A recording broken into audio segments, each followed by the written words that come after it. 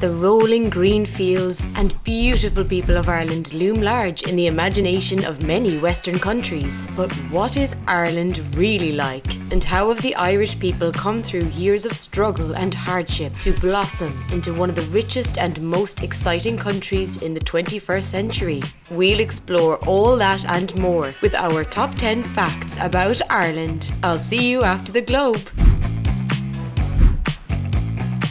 Number 1. An island and a country. When people say Ireland, they could mean a few different things. Ireland is the geographic name for the island just west of the island of Great Britain. In 1169, the Anglo-Normans invaded Ireland and began ruling over the Irish people. While Ireland gained de facto independence in 1921 after the Irish War of Independence, the area remained part of the Commonwealth until 1948, when the Republic of Ireland was born.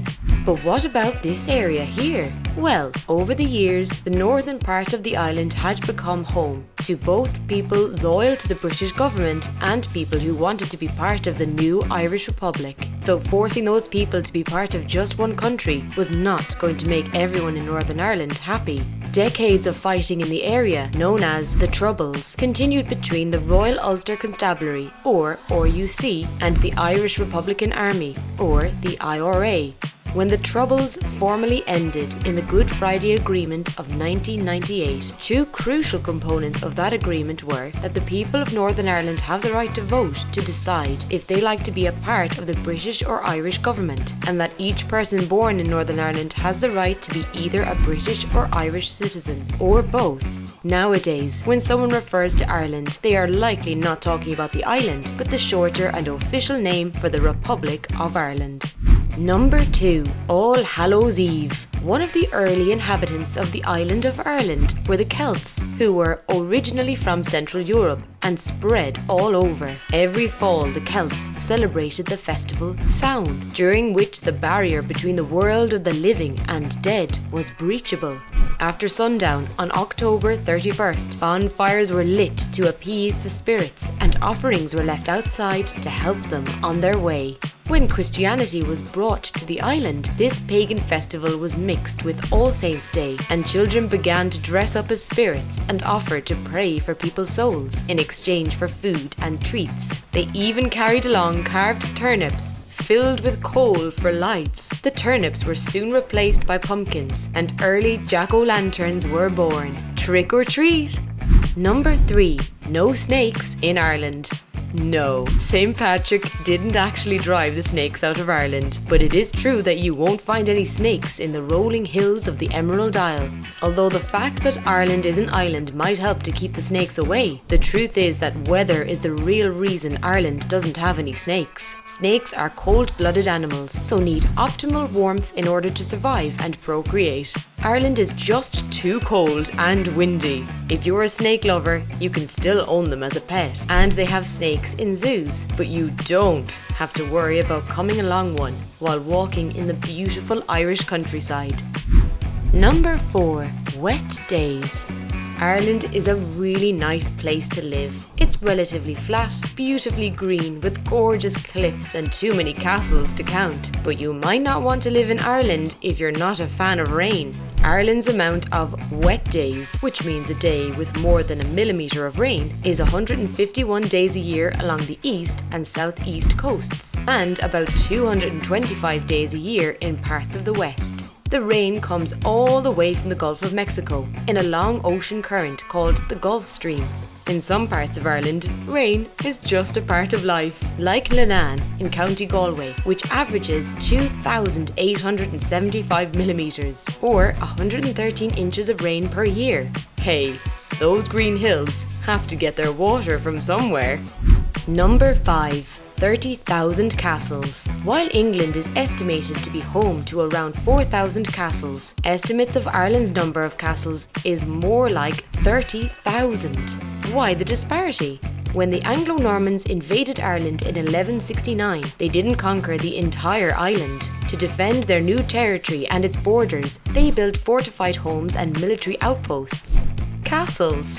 While castles in Ireland are very impressive, they were never ornamental because rather than being houses of royalty, they were seats of Anglo-Norman administration. In essence, they were half military outposts and half government offices. Today, the most popular castles to visit in Ireland include Killarney Castle, Ashford Castle, Bunratty Castle, and many more famous sites. You'll never be able to visit all 30,000, but those are a great place to start. Number 6. Great Irish Innovations. Every new thing has to come from somewhere, and we here at Top 10 Facts About love cataloguing some of the best innovations from around the world. You may be surprised to find out that Ireland is responsible for the ejector seat, colour photography, the hypodermic syringe, the submarine, Guinness, the modern tractor, the idea of a boycott, the armoured tank, and chocolate milk. Imagine, before the 18th century, humans had to get by without chocolate milk. Number 7. Ireland's 2 national symbols. You may be able to guess one of these, but I bet the second will come as a surprise. Ireland is famously associated with the shamrock, as it's said that the patron saint of Ireland, St. Patrick, used the 3-leaf clover in explaining the Holy Trinity while introducing Christianity to Ireland. But Ireland has 2 national symbols. The other one can be found on every can of Guinness. The harp.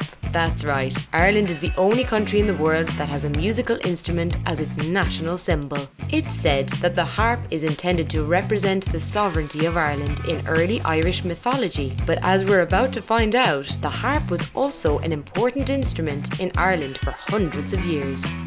Number 8. Sounds of the Island. Sinead O'Connor, U2, Glenn Hansard, Damien Rice, Hozier. These are just a few of the many musicians that hail from the Emerald Isle. And although many countries have a history of music, a good tune seems to hold a special place in Irish culture. The reason the harp became a symbol of Ireland is that the harp was a symbol of status and power in old Gaelic society, with Gaelic chieftains keeping a skilled harpist close by wherever they went. And music in Ireland has always been a way both to celebrate and cope with the events of the day. If you're socialising in Ireland, it's quite common you find yourself in the middle of a trad sesh, an impromptu gathering of musicians singing traditional Irish songs at a pub or home. So if you're planning to trip to Ireland, you might want to memorise a few verses of Danny Boy.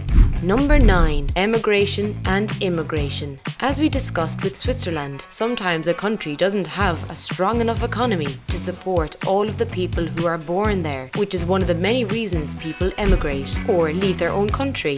Because of poor conditions at home, by 1890, 40% of people born in Ireland were living abroad, usually to start a new life somewhere else. As a result of generations of emigration, around 80 million people throughout the world claim some Irish heritage. These days, Ireland's economy is on the rise, and their GDP per capita is now ranked number 5 in the world. Even so, 18% of Irish people, around 800,000, are still currently living abroad. Other foreigners throughout Europe love the idea of living in Ireland though, and the country has welcomed thousands of immigrants from places like Poland, Latvia and Lithuania, with foreign-born residents now accounting for 17% of the country's population. Number 10. Base erosion and profit shifting. In the past 20 years, Ireland has transformed its entire economy, arguably becoming the tech hub of Europe with its Silicon Docks neighbourhood in Dublin, and also doing something many other smaller countries have done before, becoming a tax haven.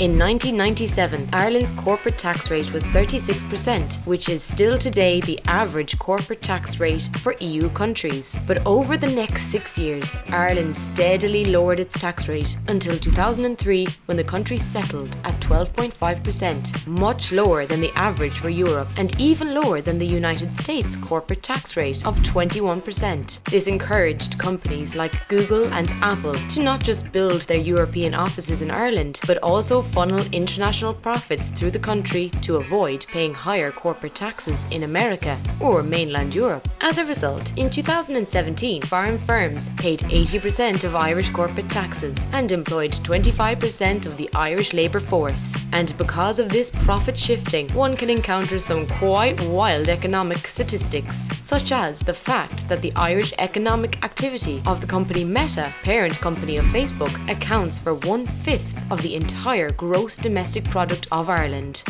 And that's the list. We hope you enjoyed getting to know just a bit more about the diverse and beautiful country of Ireland. Comment below to let us know what kind of things you'd like to learn top 10 facts about next. And subscribe to our channel to make sure you get our newest videos. Thanks for watching.